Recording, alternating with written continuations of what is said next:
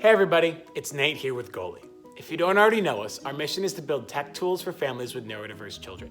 A lot of our families depend on Medicaid waivers to get the help and services that they need. This video is part of a series where we research these programs state by state and explain them to you jargon-free. Our goal is to help families like yours navigate this difficult process and get the help and coverage that you need. Hey everybody, it is Nate here with Goalie. Welcome to our state-by-state Medicaid waiver series where we talk about the Medicaid waiver process in all 50 states. Today, we are talking about the state of New Hampshire, whose state motto, live free or die, is more than just a saying. They actually are currently the only state that doesn't require seatbelt laws. So New Hampshire, keep doing you, and let's jump right into it. All right, so first of all, where am I right now? I'm currently on Goalie's forum page. To get here, you're going to type in forum.goalie.co. Once you do, you'll see a bunch of different information and forum posts. There's things like schooling advice, some Goalie tips, some success stories, and of course our government waiver section, which we'll be focusing on today, and more specifically, focusing on the state of New Hampshire and the Medicaid waiver process in that state. Okay. So we're going to be focusing on two main waivers today. The first is the Home Care for Children with Severe Disabilities waiver, also known as the Katie Beckett program. Who can apply for this waiver? So any child under the age of 19 who is diagnosed with any type of severe disability, which does include a diagnosis of autism, can apply for this waiver. New Hampshire requires that individuals need at least an intermediate level of care. So there is a technical definition of what an intermediate level of care is. But essentially, to sum it all up, an intermediate level of care is essentially somebody who requires some general help, general supervision to get through their everyday activities. Katie Beckett programs are also made to cover people who require more care and more services, such as people who require a nursing home level of care or a hospital level of care. But typically, most Goalie families fall under the category of intermediate level of care, which is why we want to focus on it and say, yes, you are able to qualify for a Katie Beckett program if you require an intermediate level of care. All right. What are the income eligibility requirements? So luckily, income eligibility is based entirely on child income, not parental income for this waiver. So this essentially means that if your child should be financially able as long as it's not bringing in an income, and a significant income at that. So income should not be an eligibility factor in most cases. All right.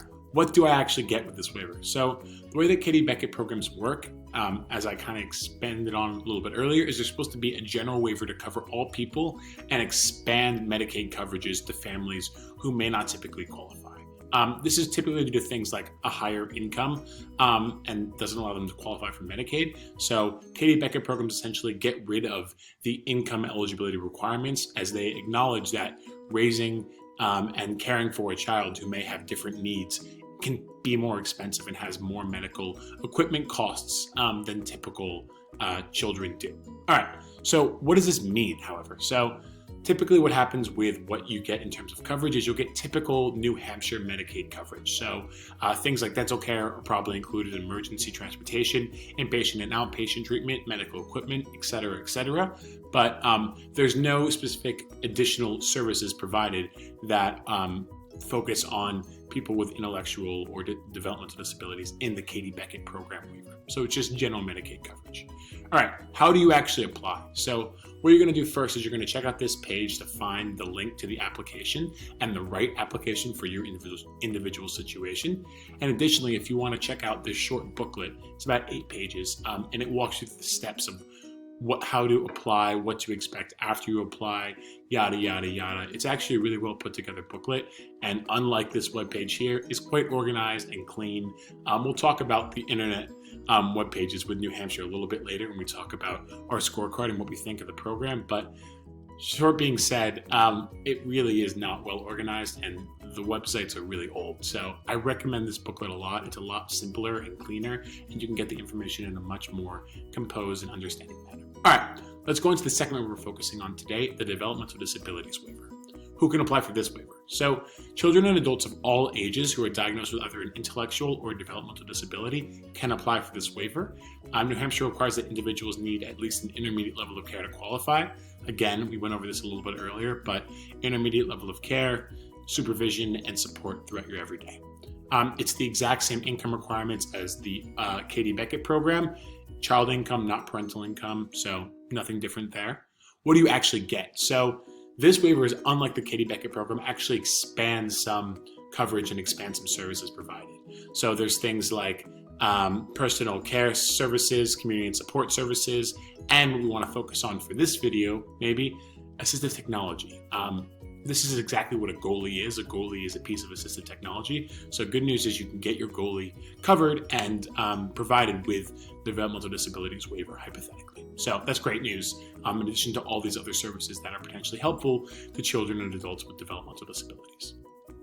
All right, how do you apply for this waiver? So we found that the best way to potentially talk about the application process and get started is to call the Bureau of Developmental Services.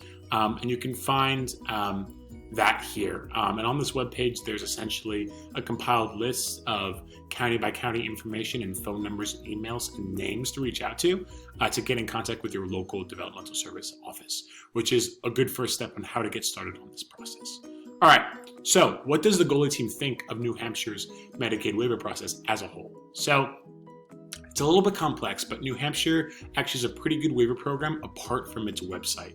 I kind of mentioned earlier with that website that we hyperlinked. Their websites are really not well done. They really need to revamp them and get somebody who understands computer science to just redo them all, because they are slow, they are complicated and hard to navigate online, and they don't look very pretty, which is not the biggest concern, but they're not great websites, and they really should focus on revamping those. So we do recommend you calling your Bureau of Developmental Services office, as they'll be able to explain the information in a lot better of a manner than these websites could. New Hampshire does do a good job of providing Medicaid services to higher income individuals and expanding services and coverage for families of people with developmental disabilities, which is a positive. There is a short waiting list, however, but we think that will only take a month or two before you start receiving services. A waiting list is never a good thing, but compared to some states where you're waiting from anywhere from 5 to 10 years, months is always a better number to hear than years, and multiple years. So overall, New Hampshire's decent. It provides some services. It's a little bit hard to understand, but once you call your developmental services office, it should be a lot more simplified, and you should be able to get coverage in a couple of months, hopefully. All right, let's go to our goalie waiver scorecard. So based on website clarity and ease of navigation, no surprise here, 1 out of 5. Really hard to navigate, information is not explained clearly. Definitely call that number versus check out the website.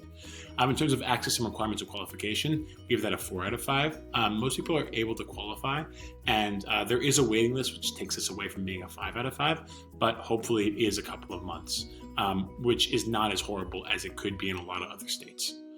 In terms of actual coverage, we gave this a 3 out of 5. They seem to cover a good amount of services. It's nothing special, but nothing lacking, nothing glaringly lacking. So average score, 3 out of 5. So we do hope that you found this video helpful, but know that there are a lot of other resources out there already that also are helpful, and you should definitely check out. So we decided to link to 2 additional websites here, Family Voices of New Hampshire and University of New Hampshire's Autism resource list. Both are great websites. Check them out. They should be able to help you and provide helpful contacts and resources to additionally check out. And lastly, we provided New Hampshire's Developmental Services general number, which is 603-271-5034. Thank you very much for tuning in. We hope you found this video helpful. If you've gone through this process yourself and can add any color to our research, please share your experience in our forum. Your help will be greatly appreciated by families who are new to this. If you're just getting started yourself, don't worry. We're here to help. If you have any questions, ask them in our forum, and we'll do our best we can to support you. And lastly, if you found this video helpful, let us know. Drop a like or leave a comment. We'd love to hear from you.